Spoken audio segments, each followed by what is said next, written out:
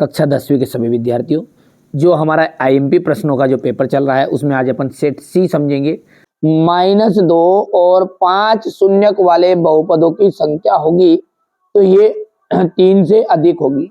यहां से देख सकते हैं जब a1/a2 इज इक्वल है b1/b2 is not equal to c1/c2, तो ऐसी जब कंडीशन होती है ना तो उसका कोई भी हल नहीं होगा। और जब ऐसी कंडीशन रहेगी कि a1/a2 is not equal to b1/b2, तो इसकी स्थिति जो रहेगी वो रहेगी आपकी एक अद्वितीय हल। कौन सी रहेगी भैया? एक अद्वितीय हल। और जब a1/a2 इज इक्वल है b1/b2 इज इक्वल है c1/c2, तो ऐसी कंडीशन में आपका रहेगा अनंता अनेक हल, अनंता अनेक हल। ठीक है, चलिए आगे देखते हैं। अगला है यदि धूप में खड़े एक व्यक्ति की छाया उसकी ऊंचाई की 20 करनी 3 है तो सूर्य का उन्नयन कौन होगा? देखिए, ये एक धूप में खड़ा एक व्यक्ति हो गया है, इसकी छाया इस तरह की हो गई है, तो धूप में खड़ा व्यक्ति उसकी ऊंचाई का 20 करने 3 गुना है। ठीक है, तो उस समय सूर्य का उन्नयन कोण कितना होगा है? ठीक है, तो मान के चलो, ठीक है, उस व्यक्ति की ऊंचाई कितनी है? 20 है। ठीक है, तो ये यहाँ पर सूर्य का जो उन्नयन कोण बनेगा ना वो 30 डिग्री बनेगा।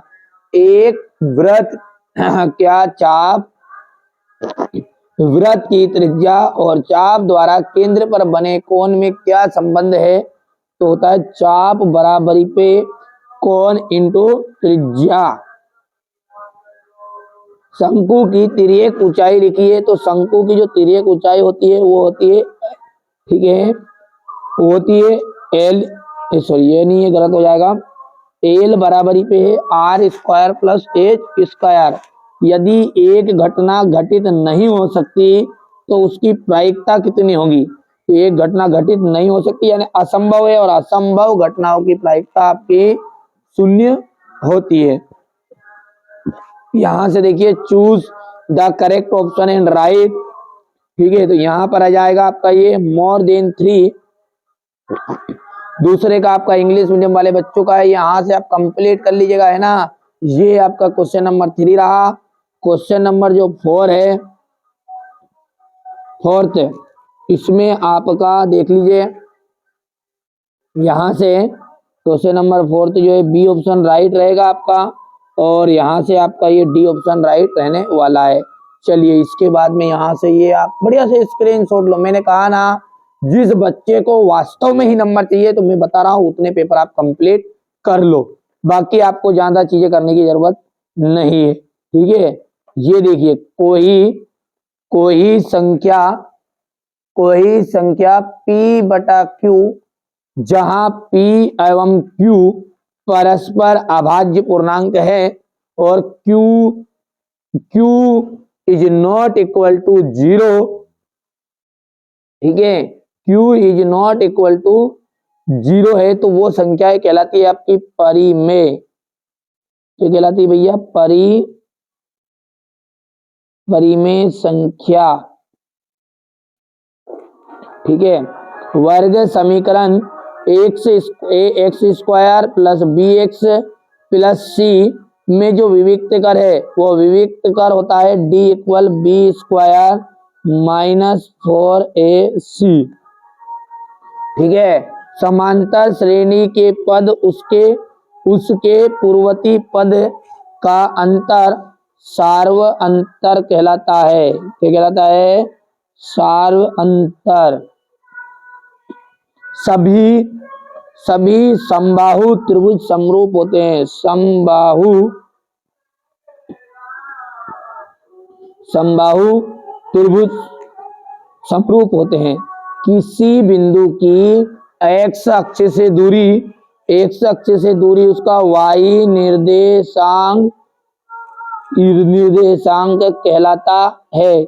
किसी वृत्त की स्पर्श रेखा, देखिए स्पर्श रेखा कौन सी है, ये वृत्त है आपका, और इस वृत्त पर ये है इसकी स्पर्श रेखा। तो ये स्पर्श रेखा उसे केवल और केवल कितने बिंदुओं पर काट सकती है, एक।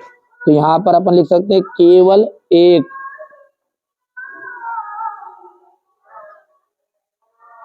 ठीक है, चलिए इसके बाद में ये क्वेश्चन नंबर 2 आपका, बढ़िया से कंप्लीट करिए आप। ठीक है, ये हो गया इतना।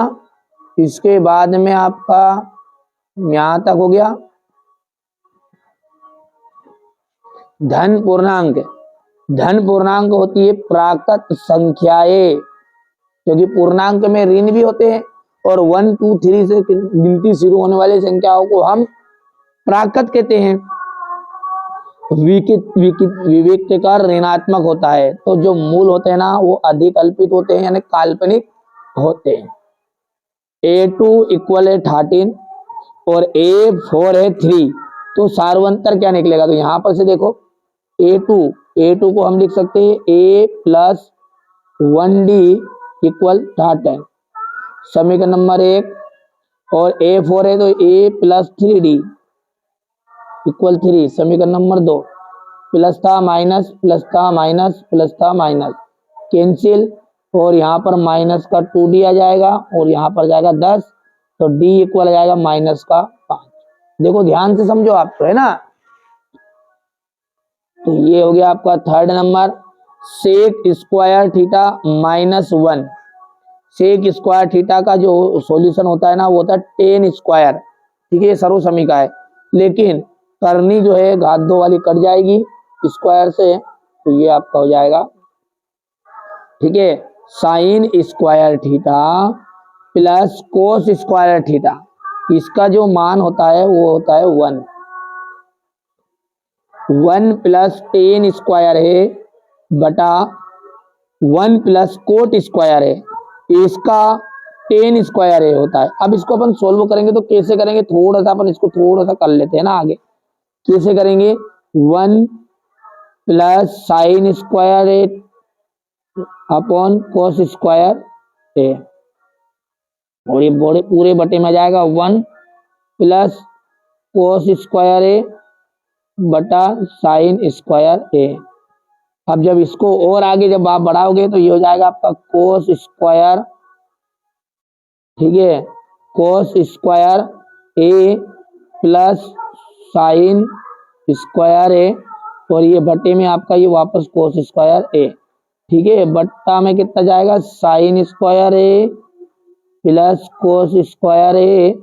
ठीक है, ये बटे में जाएगा आपका साइन स्क्वायर ए।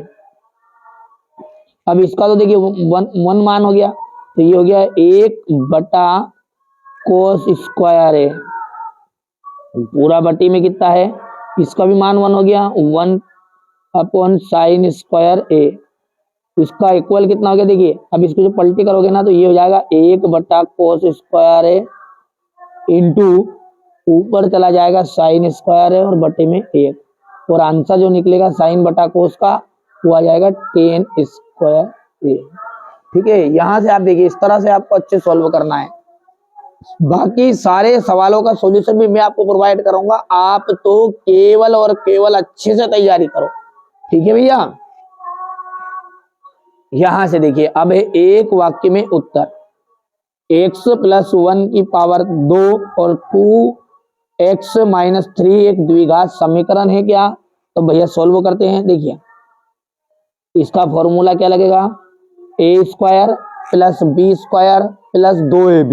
ठीक है, ये कभी कभी 2 नंबर 3 नंबर में भी आ सकता है ना, अच्छे से आप कंप्लीट करना है ना। तो इसको कैसे सोल्व करेंगे वो देखते हैं। a की घात 2, a की घात 2 यानी कि x की घात 2, b की घात 2 यानी कि ये 2ab, 2 इंटू ए का मान कितना हो जाएगा x, और इंटू बी यानी कि 1, बराबरी पे अंदर जैसे गुना करोगे 2 का तो 2x माइनस 6, आगे जब सोल्व करोगे तो ये हो जाएगा आपका x square plus 1 plus 2x बराबरी पे 2x माइनस 6। अब देखिए 2x से कैंसिल है, 6 को जब इधर लेके आओगे तो ये बन जाएगा आपका एक्स स्क्वायर प्लस 7 इक्वल 0, और जिसमें भी घात 2 रहे वो आपका द्विघात समीकरण है। तो यहाँ पर इसका सॉल्यूशन निकल कर आएगा हाँ, ठीक है, बिंदु x1 और कोमा y1 एवं x2 और y2 के मध्य बिंदु निर्देशांक कहलाते हैं। मध्य बिंदु किसे कहते हैं? दोनों को जोड़ लो, बटे में 2 का भाग दो, कोमा करके y1 प्लस y2 बटे में 2। ठीक है भैया। थेल्स प्रमेय का कथन लिखिए। थेल्स प्रमेय का कथन ये होता है, कोई भी त्रिभुज की एक भुजा के समांतर खींची गई जो रेखा होती है वो अन्य दो भुजाओं को जिस बिंदु पर प्रतिच्छेद करती है उन्हें वह समान अनुपात में विभाजित कर देती है। इसी को अपन कहते हैं थेल्स प्रमेय। तो ये आप लिख लीजिएगा। दृष्टि रेखा की परिभाषा क्या है? ये तो छोटी तो लिख देता हूं मैं यहाँ पर। देखिए, वस्तु और हमारी आंख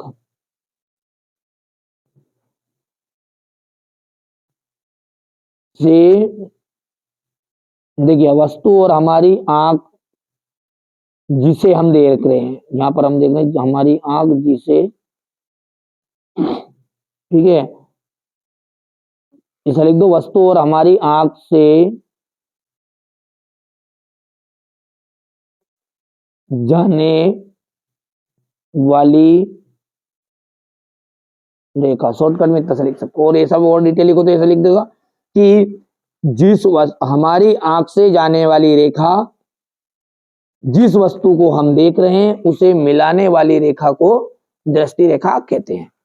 किसी वृत्त की कितनी स्पर्श रेखाएं खींची जा सकती है? तो देखिए, कोई भी यदि वृत्त है और उस वृत्त पर कितनी स्पर्श रेखाएं खींची जा सकती है, तो देखिए एक बिंदु पर तो केवल एक, बाकी आप अनंत स्पर्श रेखाएं खींच सकते हैं। कितनी रेखाएं? अनंत।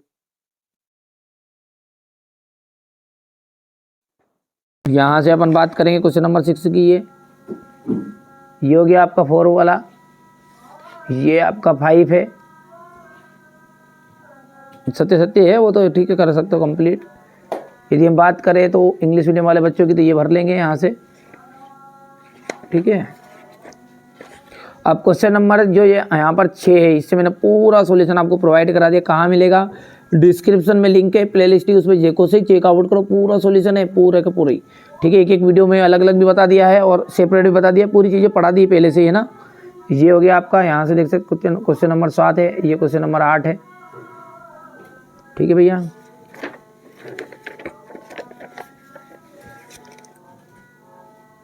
ये यहाँ से क्वेश्चन नंबर 9 हो गया, ये क्वेश्चन नंबर 10 है आपका, ठीक है। क्वेश्चन नंबर 11 है, ये हो गया इतना। Question number 12, question number 13,